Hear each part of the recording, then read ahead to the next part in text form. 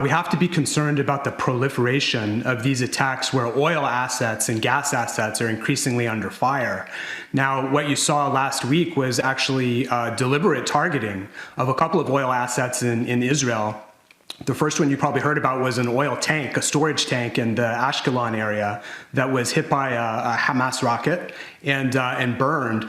And then offshore with one of their gas platforms, the Tamar gas platform. It's a good thing, actually, that the Energy Ministry ordered Chevron to take that platform down as a preemptive measure, protective measure, and to drain the fuel, because sure enough, it also came under attack, both by rockets and apparently also by some kind of unmanned vehicle that may have been carrying an explosive payload.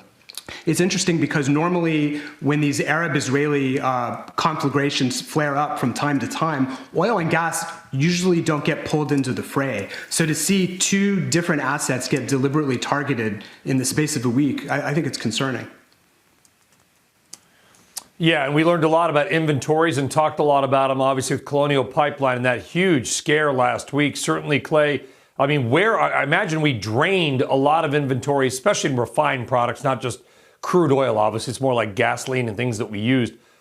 You guys track offshore storage, ships. Ships are starting to move around the world. Where do we stand with inventories right now as you see them?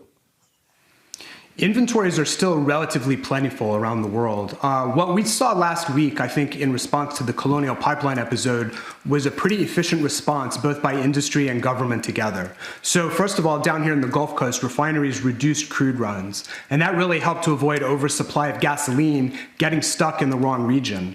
By the way, we also increased crude and gasoline exports down here. Crude exports up to more than 3 million barrels per day last week by our count, which helped to clear out the crude market. But when it comes to gasoline transportation, we do have that other pipeline from the Gulf Coast to these southeastern markets, Plantation, which was pretty fully utilized to deliver product to those disrupted areas. And then you had the federal government come in with these targeted specific waivers of the rule that prevents foreign-owned tankers from moving product between U.S. ports. So all in all, it was a balanced response that alleviated a lot of the market's concern.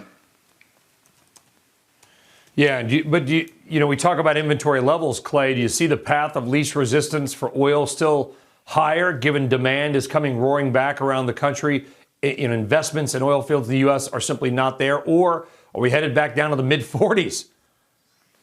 Well, we've said all along that the pace of the oil price recovery is really going to depend on the pandemic response and how fast consumers and businesses get back to work. We were just seeing that earlier in your last segment, for example, in London with restrictions easing.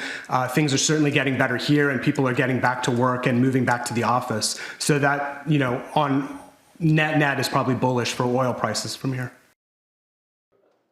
Shepard Smith here. Thanks for watching CNBC on YouTube.